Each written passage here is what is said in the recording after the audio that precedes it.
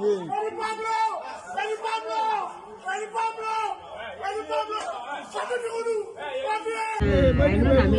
laptop say about Kumasana, no blame about. Say me menje Ashwan. One information ya say omo ye 19. Hey, nipa dun ko. Me mama akoma 19. Ana bom ba. Ana omo de dade. Na ifie so mato word wa fa. Ngesa abon tin dia say kebi kura. Kede de bi aka ban kura ba tinenta wo mi phone so. Ifie ho a wo tiam, begini no omo so ni mu a omo bro na wo tiam nipa amro ye kum ye bui. Ni nyina wo mi phone so. Omo wie ya omo twen ni free. Adam ho ade ne ba abonten na mo fie hori nyina no nyina no information mo phone. Ese dem no mo bro no. Adam no mo bro no. Adam be mu. Na ya fie ho a da ho a se o fie pan se na hye no de en se na ya Adam ho a eno mo kwa kire no mo yesa.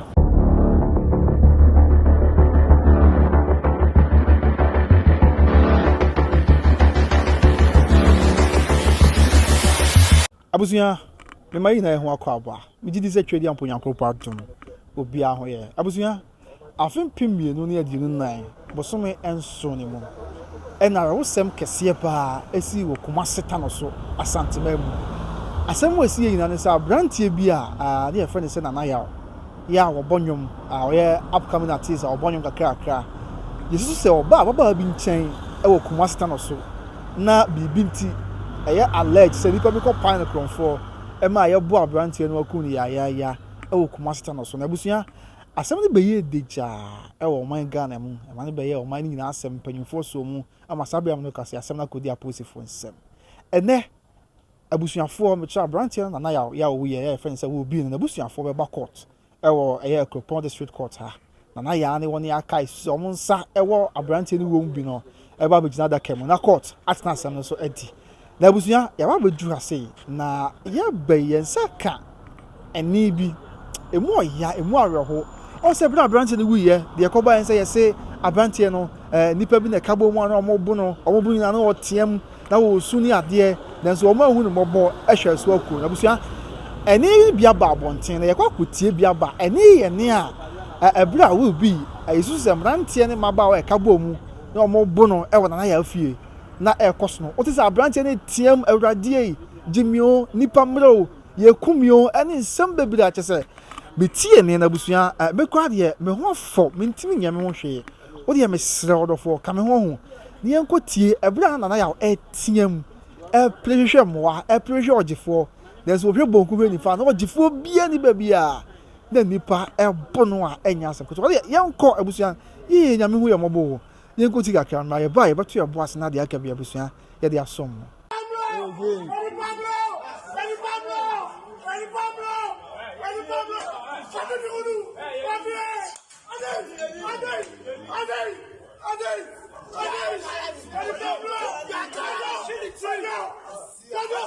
abusuya enti sabre eneni bi ne akwa akoti aba no na nyame hu ye mobo na sa abrantie na ya Willbee ofa ya mu pa ansan we nyame dia nyame hu ye mobo na onye mfiri busuo ne esan akwanhia ene atwere nchemi na mu sabre kame ho ne enkotie de court be kan ye wi a abusuafo ha ye besere ne o makasa ne tika kra ya o mo ek o ma wi a eno de o ma fa the laptop say ne about Kumasi no blame about say me menje Ashwan bi na me no go there no use sabe abusuya sadia medical catcher on twedi ampo nyankropo adaroma court watena sewi na abusuafo wo ha no mbedi nkomo ne ati de nenso court eka papa apomboko de nyame adom de nyame ase wodi ahyase kra mesro na wada ho adi achirahwefo yo frame odifo akosi apia ina me ba ne na ya ma Kumasi Tanoso no ne ko fo bu no kun no pa ne kronfo ene ye ba court na court sa de ahye bosome enkron no de to so aduonu miensa na ye besa aba 23 September ba chon okay yen hwe efri bra mo bedu ha akopem bra mo pia free court de na course mo bedu ha be na cheche mu che de course wan kasa ansa na court tu asem no ahyeda yo me bedu ha 7:30 anopa no am bedu ha nti ball 9 no na court tena se a o hya ase ti di ka free ni pani bia ti duro no free na ya ne omo di se adwuma no o free wie ya lawyer for no se ba ebia mahu be da ne ho se bia nipa we nti na me ba ye nipa ha to mu wie ya no na judge nso de share 23rd no If that baby a court, the assembly to the shed da. I know man to the gunti be a sabio, or the assembly akoshe sada no. Court actually the gunti be or the akoshe 23rd September no. What are me das. In ceremony the first year buy. And omo ye tia say omo no na ha no mo be di ase na be kwa high court. Okay. Nti be kwa high court no. Omo no ye nhwehwemu ane siadefo no aprosifo no ye nhwehwemu. Nti omo wiom nhwehwemu di a na ase no be kwa. Tumgisi omo tu share dan so omo nhwehwemu no omo nwie. Okay. Di yen hwe na why no one be pimo court na ya eba ase. Na ya aba ya be fi ne ba wura ya no so ba. Okay. It's a nipa miensa e gina da kem yes sir. Ba chan. Okay. Ya oba fi ani wura ya no e bia na ende di kan obi hwe wonim wo mo ye ho am wadaro. Omo na kan na ya ho a mema no mo kan ho a mo baburu akura. I allege say omo kan. Aha baburu no kun. Oh okay. Papa ya no de wo dwane tendi ho mo ya kan na dwane. Ba papa ya no na gina so ne kofa boys no ifira bonten ba ye ho baburu no. Ifie ho anu baburu no. Ifie ho a. Papa ya no oso wo dwane. Wo dwane. Wow. Ese papa ya no na die na ya otifie ho bia na wo ye busuani. Te na ya papa ya no ye na ya ekunu no enu ye kuma. Oh okay so dikunu ketwa. Aha. And I allege so on the coffre man. Coffre boys no. E bai. That's some way that tea wadaro. Oh say dia asem de ba. Obia de ohun ye no obeka. E ya de ye din ne say akoye abanse ne koto asem na akoye wudisem. Na nipa no so se bia obeyi na nim se megina ho. Na medi adanse. Na bia busuan de ye ni be ye den. E be kono so. Nti obeka. Do no ohun ye no obeka bai. Onyi ne ho adi omo yiwo mo ho adi kura ne bi akasa bi keye meresa so hu se ne ko mu no so wakasa ma aban hu se na ase no esiti ti eja se ya ohwa nipa miensa na o ma begina da kem na o susu se nipa do se na ka ho bi a o si bi adwane nipa se na adwane amohwe nipa ne information nya ye se omo ye 19 nipa dunku me mama akoma 19 ana bom ana omo de dande na ifie nso mato word wa fa ngesa abonten dia se kebi kura kedededede bi aka aban kura ba tinentem ama aban aba ho ifie ho a tini nyina wo mimi fon so ifie ho a wo tiam ogini no mo so ni mo a mo bro na wo tiam nipa mro ye kum ye bu ni nyina wo mi fon so omo wie ya omo twen ni free ada mo ho ade ne ba abonten na mo fie ho nyina no nyina no fom ye chimo mo fon so ese dem no mo bro no ada no mo bro no edan be mu na ya fie ho a da ho a se o fie pan se na hye no de se na ya ada mo ho a eno mo kwakire no mo yesa so omo de nadie no mo de bro no nadie be sa wadaro ma na ne o se dan tin wase and the meeting say yi no doctor no you be pai ye no yi be free inside no yam yi dadie free ni yam nte report doctor ne de ma yi nyina bi wo so o ya sa report me say dadie no mo de bro no anipa dunku o mo bro no say you cruise say je tramor for no ho and o mo so cruise no nyina o ma me ne da na chi okay omo ti omo bofi pam yes mo wo ho na say o mo say yi o mo base no ho ese no omo wo ho na boy say boy ne kan wo mo na papa ya no kan sa cruise no okay na ya kunu ketu papa okay ese ko fa no mo ba na fie nso wodo na wo ma to no untimi uhuri kura na ba fie akira obabubu amakọ sa crazy ni si amakọ uhuri se uhuri wo no ababu uhuri na ba si akira kura obabubu ewa wodo no wa na ya untimi uhuri untimi uhuri ene dom no so kura no uhuri kura se usi akire na ebi nso be chiwo wa akire ene goat nso eda akire okay nti wo betimi abesi goat anim omo wodo ne goat an ntem no entwe okay asem ba yete se wo mo se bi won de na oba fi oso oba ye bone e na wo mo che no a mo pan confirm ya bone so che se de be dan bi mu ne ye ko che no ya bone oh se na omo video na yi information bi a wo phone so de odo ye de na wasend dey amaye ti na kwese bi a na akodwon so oba na ma asa na hu na o tiem se confirm dabi na kan ne ma no so wow ne ma no obi o ye kronfo ya ne ma nyina aka na ho se de ko de ba fi okra no mo hu se bi a wo hwehwe wo bi ho na wo pe na waduru he na ka bia wa chese bia me hwe nipa so mesi ane ya wan bia won te ane ha no no de ne niam asa ye de yeko ese na ya niam na wo fi ho ni nyina wo fi ho ese some ba ye te so mo se sabio opake no da moto mu no wi ade na no da kwa kogu mu da moto bi mu sa wada ro enya no kresa efie wo fan na wo wada ro e ba sa na afom hu sa ya abansem no kunu e no ho fa kwati kwan ekoyi gu fie no mu obi si dan bi wa akire no mu ko gu ho ti no mu de bo sa charge no ase ya nyin tumu sa so fe hu sa ya abansem nipa na wu so iti niam anan kan wadu ko fie den ka mu nyina be hu sa ne niam ani so ana ase ni si yen so afe ene busumi ni obi an so ma ya announcement se ne niam ayira e de yan kama fo ba be ka ene niam an so ye emema niam ya sabi bosi de ada case ni si ye ko ye mu yi niam niam ni nyina wo bi akwa be bi na wo ka bi che niam no ekora ke kuma na di kase na chi no ba ko ena fie wura from kuma no so ba na ne ntade ne mpabo ne waye se ya ode bo na nyomu ne na ade no ni nyina wo esa wo hwe mu de ana wo fra kra ba no so akra nso no niam ode ba fro ba so so twa ticket ma ade bobo oba ye no ma udura hu se ni nyina bobo ho esa che sam pa wo di free kan fra kra na ye de ba ni nyina bo ho fie wura so am bi bo ho ena ekura ke yi no so bi bo ho ni nyina ma ni aye de ahu isi niam na wo fine fa wo bu akwa police station ho eti se mbre bi no mo so mo de ba ma da ye na asia omo nya mfa ma ya ko na wo kire se asem na ye abansem asabi asa akoye awudi so ena be fa bre nti bi e be duru be no aban ba ye se ne ma so ye de bo charge se ne ma ka ho aban se ne mo ko fa ne ma no nye de emera nti so mo de ne ma ne ma ye ne a e bi abe na akoye nsesa na mo so nyintum sa ampanya ne ma no no mo boa nti wo police station di a na aban se ye mfa mra de a court se mo mfa nti a police fo na de ne ma no be ebeba obi antem obi amfa ne no mo de adanse se de abusua no sase ma ye ka se ne ma ka no se ye de ye no correct sanity ti ane uba ya hu na ya nim ane woni a etisa no so bi ya de na wonu no hu na ya ne won ka ne hu bi abo ma fa na wada rema it does say so bi ya de no hu ase ka fe ne fi ebi kura o be hu kura bi ne ye mfa so ye gu ya enko ne abusua no enko kasa ne ye hu kura be fa so hu no hu se nipa no aye de wonu no wonya no hu nti wo so wono wo twe to wono wo de ye twe se wonye okay so do jina so wonye okay see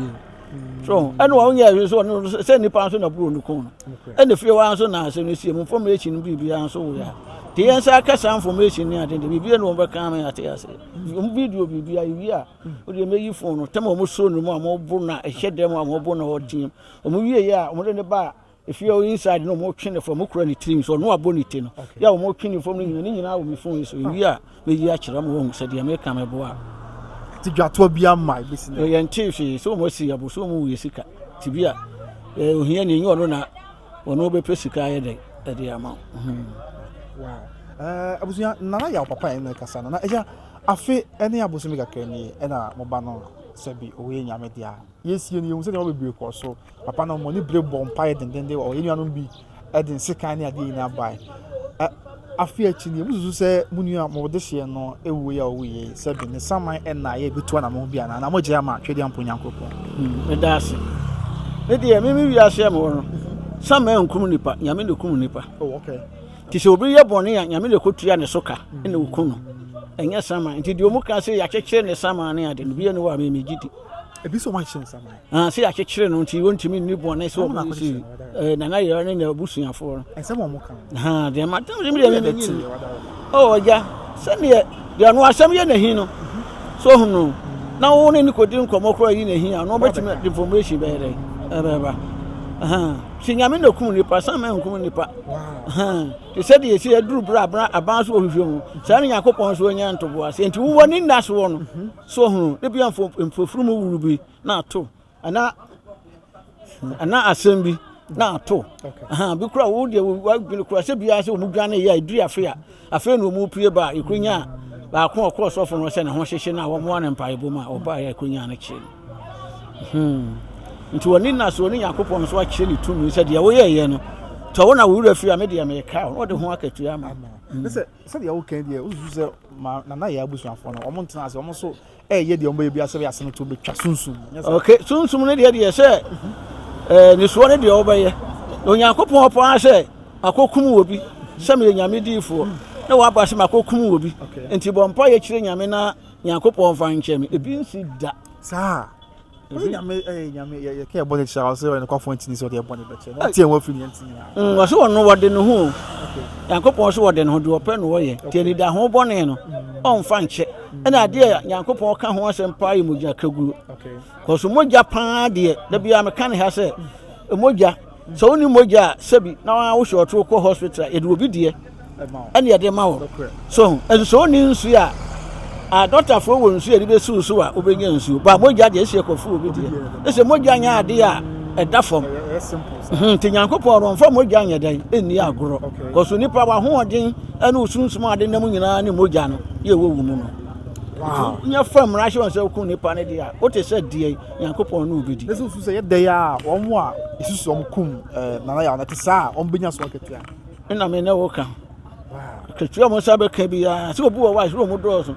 ti woni ya na no be kura bia bi ko tu no ko wi a se busua ne nka ma wonte ko so busua ne bia de be ba abonte na se bia yi wo mo ne wu sei nipa so mesi ne kokum aso mesi o na fa die ti mo be kan ye den ahye che be ba kura bia be ye yese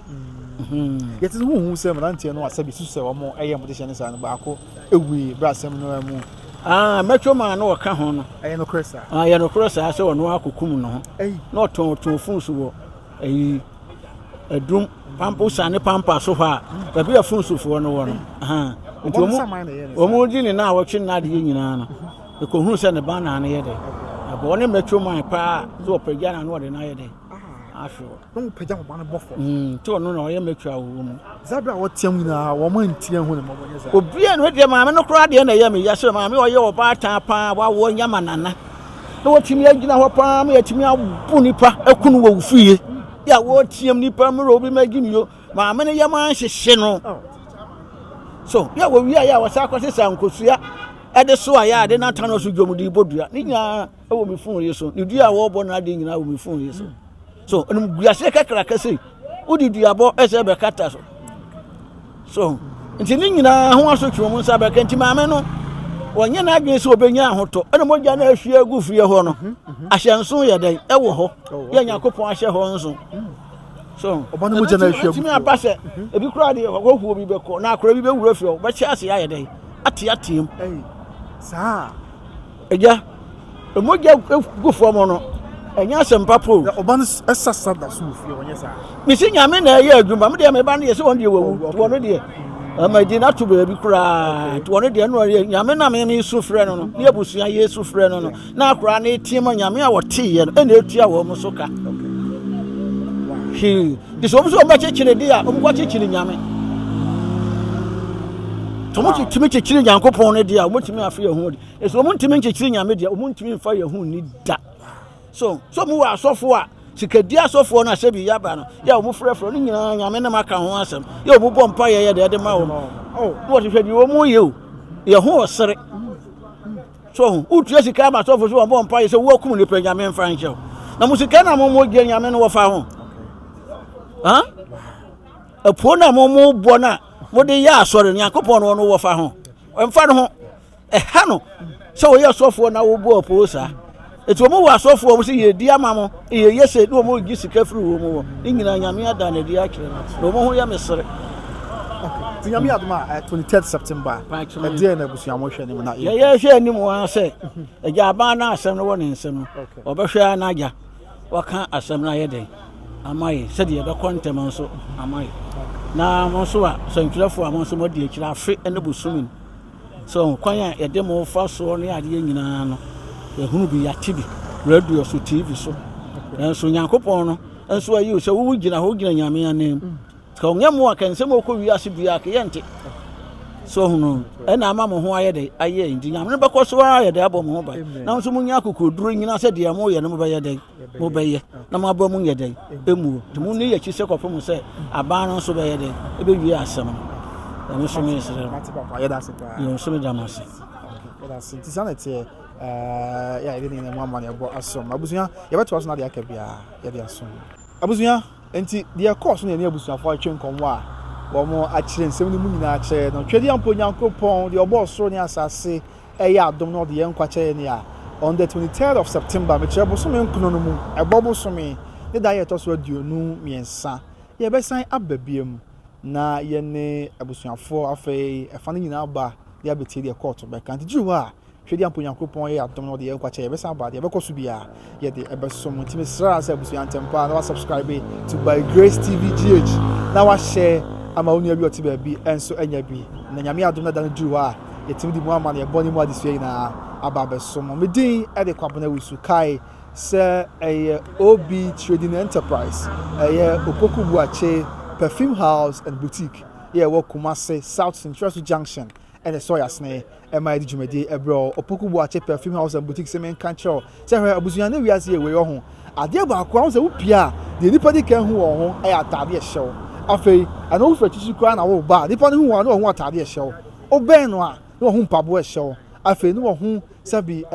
de odi go ho perfume odi go ho anti ama chese wo ho ayehwam sa eno ho hia sa na ma miense ma refi atade e hyew empabo e hyew na perfume go ho na oni sa na ma miense we nyina na mi so Opoku Buache adwen Ghana any wiase na no so da bi kwabna meti akonto mu de na so manwe me nko ame ho madwen Ghana for ho ene wo de aye perfume house ni boutique papa the whole Ghana aba Kumase South Central Junction and this atade na ope empaboa na ope perfume ade go ho a wonam bantama na obi nam tafun share so no ate wonam e bia crofrom na obi nam be portion about no ate ameso eje se okọ OB Perfume House and Boutique na say OB Trading Enterprise Mr. Opoku Buache Perfume House and Boutique ye wo Kumase South Central Junction wonam ban na etwagu e was screen so ntimi sewa fa na frɛ wo mo kɔ honom na kwa gibi maba na wo so anim te ya omo di odo ye abusuya maba wo no omo nim te se okwa so bosi kura bon mu ase abre on ase achia mo akwa ba na de opebi om di aso mo no umpe wei na opedi e enti OB Trading Enterprise na so ya sinema edi dwumadi ebre wo me di e de kwabona osu nyankopon kai na ho omo ye ho ban na onye film so ene esan dem no ma di na ni mo ye na nsie ye e wo ye Radio Yesu Kristo dem enti amen abusuya ebre pam ye be hia wate nyame nka ho maka bye bye.